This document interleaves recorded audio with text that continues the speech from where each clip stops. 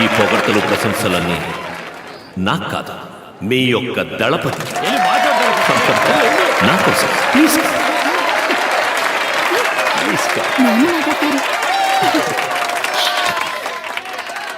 నాకు ఏం మాట్లాడాలో తెలవట్లేదు.